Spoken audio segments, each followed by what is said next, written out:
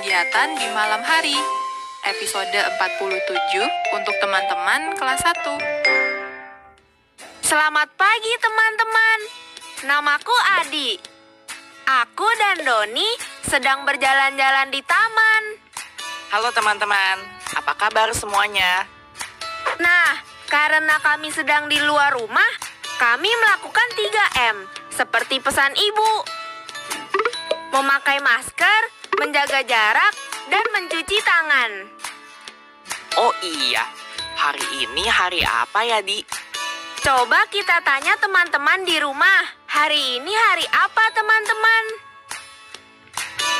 Iya, betul. Di atas pohon itu ada sesuatu yang menggantung. Oh, itu namanya kelelawar. Kelelawar adalah binatang yang berkegiatan di malam hari. Jadi, gantung di pohon seperti itu.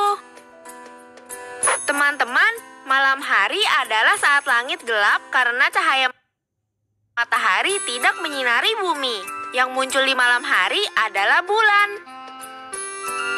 Bentuk bulan terkadang terlihat bulat utuh dan terkadang terlihat hanya separuh atau sebagian kecil saja.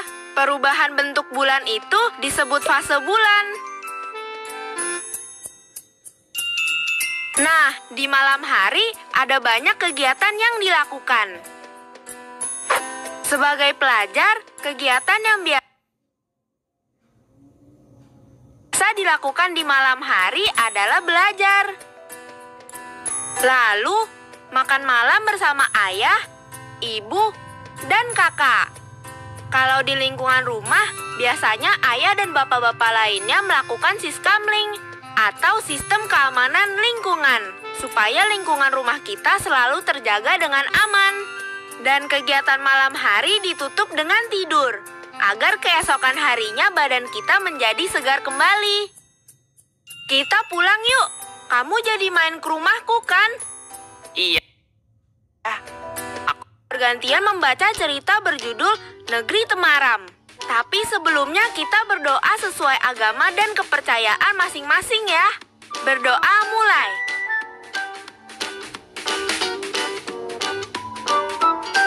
Berdoa selesai. Saat kami membaca, disimak baik-baik ya teman-teman. Karena setelah itu, kita akan saling bertanya dan menjawab. Negeri Temaram. Wah, mati lampu.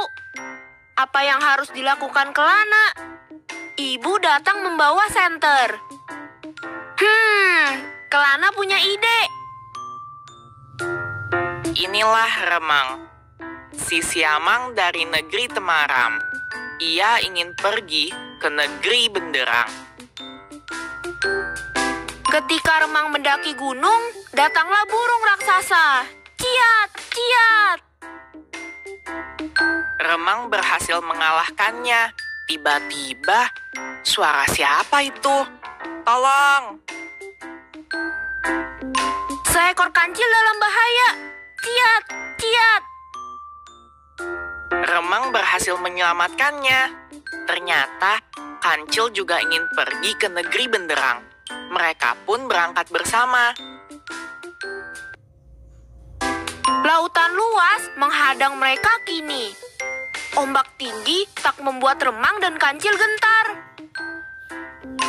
Oh, tidak. Ciat!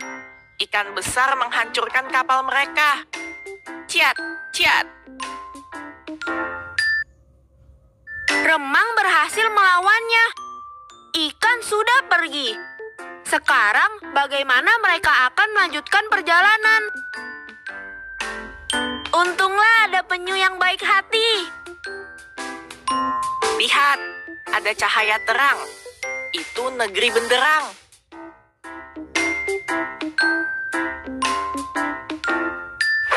Aku mau tanya, siapa saja yang ada dalam cerita berjudul Negeri Temaram tadi? Wah, ada banyak. Teman-teman masih ingat tidak siapa saja yang ada di cerita Negeri Temaram? Iya betul, ada Remang, kancil, dan penyu. Gantian aku yang bertanya ya. Di mana cerita ini terjadi? Aku tahu. Cerita ini terjadi di negeri Temaram dan negeri Benderang. Nah, sekarang pertanyaan terakhir. Kapan ceritanya terjadi? Pasti di malam hari. Betul tidak teman-teman? Wah, kalian hebat. Jawabannya betul semua. Kalau begitu, aku pulang dulu, Di. Oke, Doni. Besok kita main lagi ya. Dadah. Sekarang kalian siapkan alat tulis kalian ya. Karena kita akan menulis dan menggambar dari cerita berjudul Negeri Temaram tadi. Kalian masih ingat kan apa dan siapa saja yang ada di cerita Negeri Temaram? Nah, sekarang gambar atau tulis siapa yang kalian sukai dari cerita Negeri Temaram. Apakah remang, kancil, atau penyu? Pertanyaan kedua, tuliskan mengapa kalian menyukai tokoh itu. Kalau aku suka dengan remang, karena dia berani dan suka menolong. Itu. Kalau aku suka bagian cerita ketika remang, kancil, dan penyu berhasil sampai di negeri Benderang. Karena perjuangan mereka tidak sia-sia. Jadi untuk teman-teman jangan pernah menyerah untuk mencapai tujuan kalian ya. Kita harus tetap semangat. Nah, tulislah jawaban kalian di buku tugas. Perhatikan cara duduk dan cara memegang pensilnya ya. Selamat mengerjakan. Januari, Februari, Maret, April, Mei, Juni, Juli, Agustus, September, Oktober, November, Desember.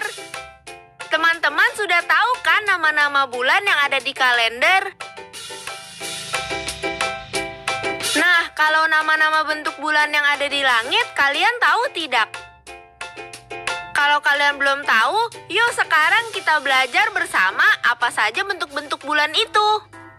Fase bulan. Pernahkah kamu memandang bulan? Terkadang bulan terlihat kecil, terkadang terlihat besar. Kadang bulan berbentuk seperti sabit. Perubahan bentuk bulan ini bernama fase bulan. Fase bulan ada 4.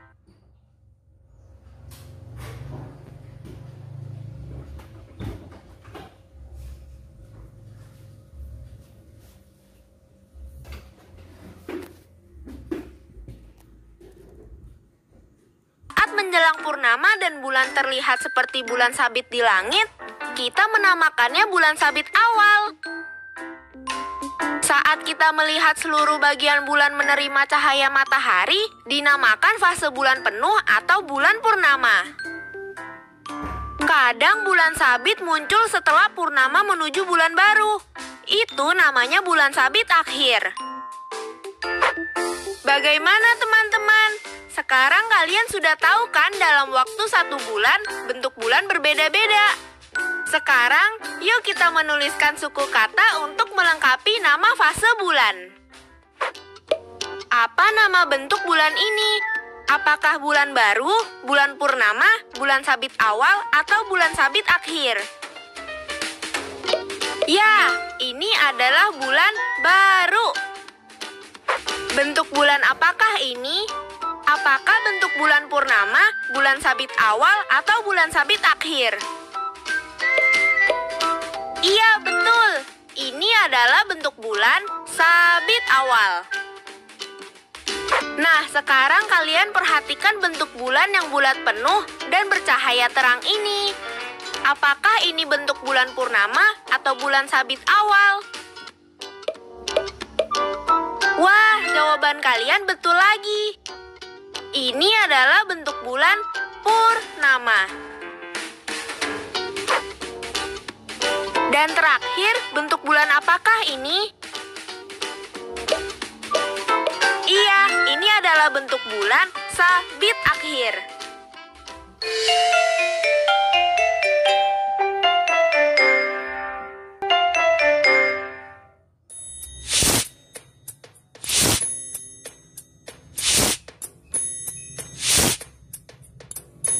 1, 2, 3, 4, 5. Wah, ternyata jarak dari teras rumah ke halaman adalah 5 langkah. Teman-teman pernah menghitung jarak langkah kalian dari satu tempat ke tempat lain tidak? Yuk kita belajar menghitung jarak langkah dengan kedua temanku, yaitu Dika dan Siti. Siti, kalau aku berjalan 12 langkah ke rumah Kahar, kemudian berjalan lagi 17 langkah ke taman, dan berjalan lagi 9 langkah ke warung. Jumlah langkahku 50 langkah. Masuk akal tidak ya perkiraanku? Menurutku tidak masuk akal, Dika. Karena 12 mendekati 10, 17 mendekati 20, dan 9 mendekati 10. Jadi, lebih masuk akal jika hasilnya 40. Bagaimana menurut teman-teman? Perkiraan siapakah yang masuk akal? Perkiraan Dika atau Siti? Yuk kita hitung perkiraannya sama-sama. Berapakah hasil perkiraan dari 12 ditambah 17 ditambah 9? Apakah 50? 12 lebih dekat ke 10. 17 lebih dekat ke 20. Dan 9 lebih dekat ke 10. Sekarang kita jumlahkan dengan cara susun ke bawah ya. Kita jumlahkan satuannya dulu teman-teman. 0 satuan ditambah 0 satuan ditambah 0 satuan sama dengan 0 satuan. Sekarang jumlahkan puluhannya.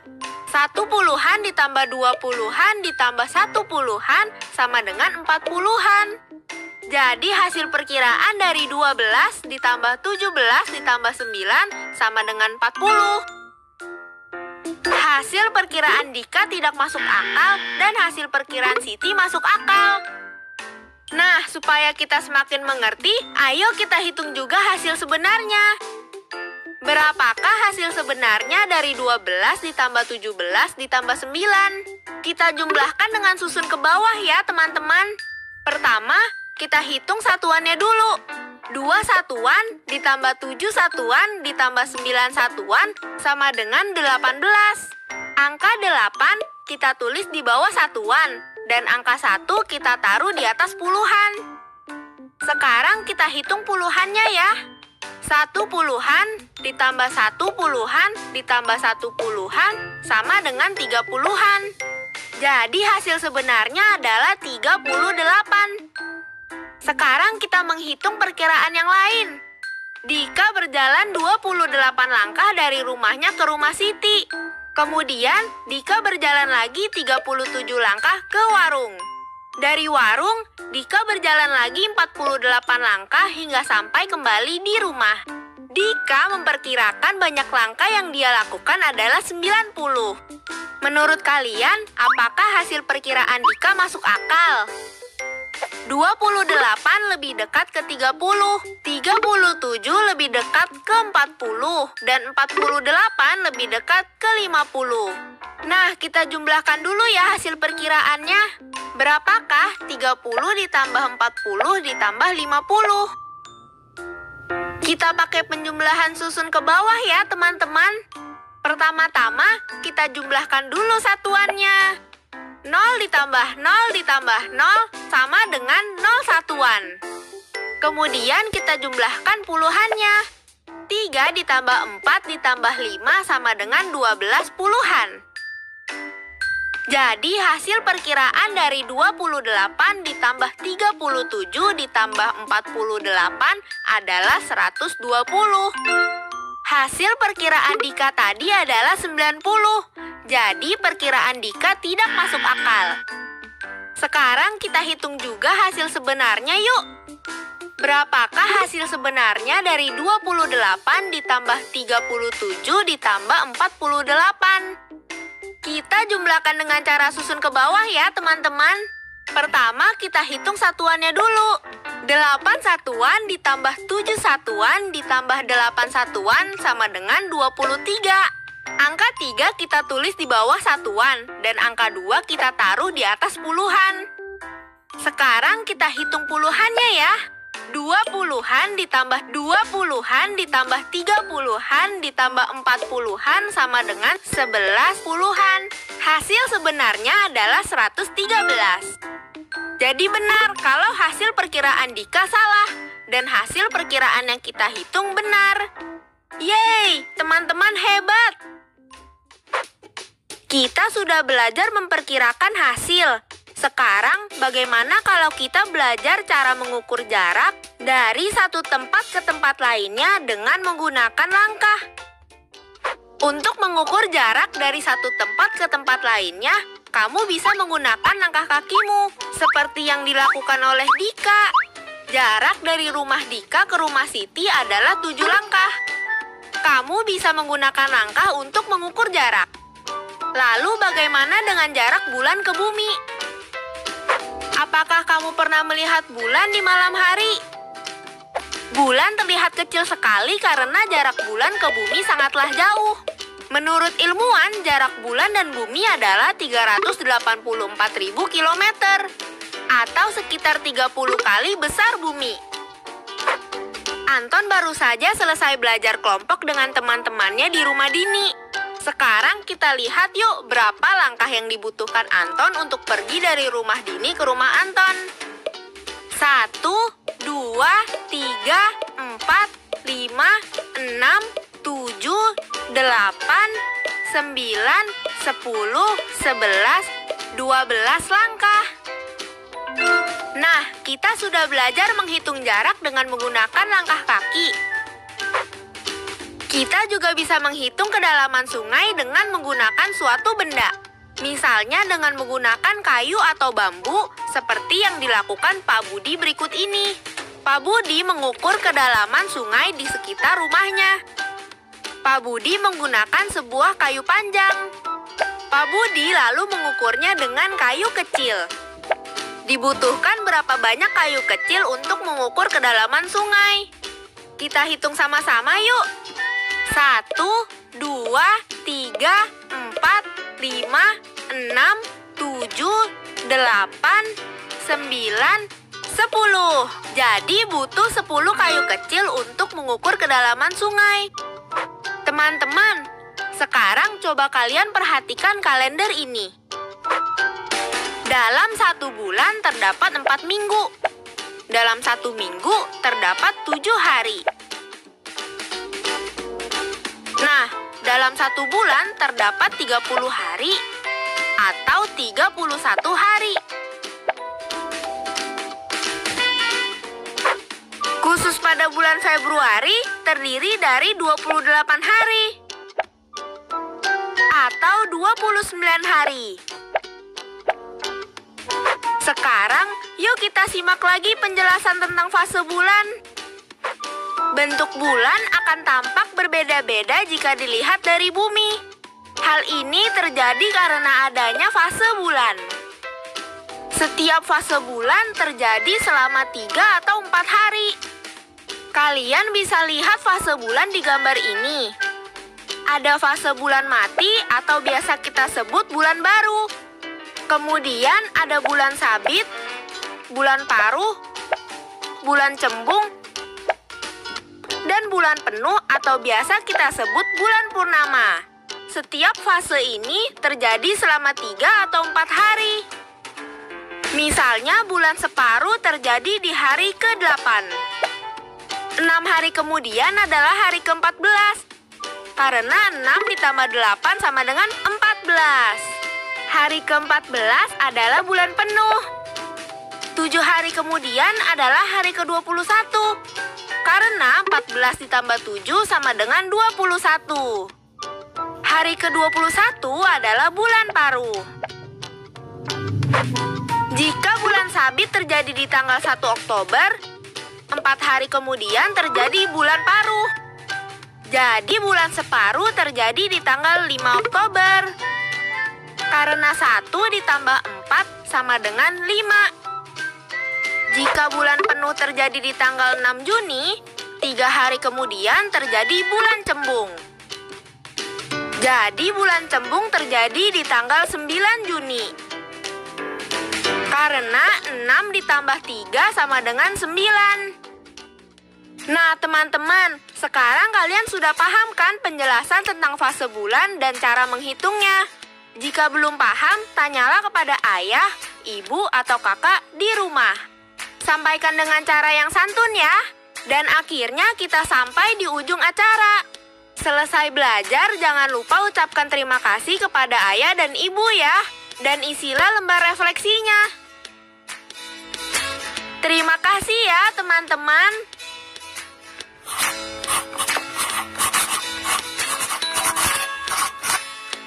Teman-teman, kita sudah belajar banyak hari ini. Kita belajar tentang kegiatan di malam hari, membaca cerita negeri Temaram, menggambar dan menjawab pertanyaan dari cerita negeri Temaram, membaca cerita fase bulan, dan melengkapi nama-nama yang ada di fase bulan. Kita juga belajar menghitung jarak dengan langkah, mengukur kedalaman sungai dengan kayu, dan terakhir, menghitung fase bulan dalam hitungan hari. Sekarang tetap belajar dari rumah ya teman-teman. Jaga jarak, rajin cuci tangan, dan pakai masker agar kita mencegah penyebaran COVID-19. Sampai jumpa!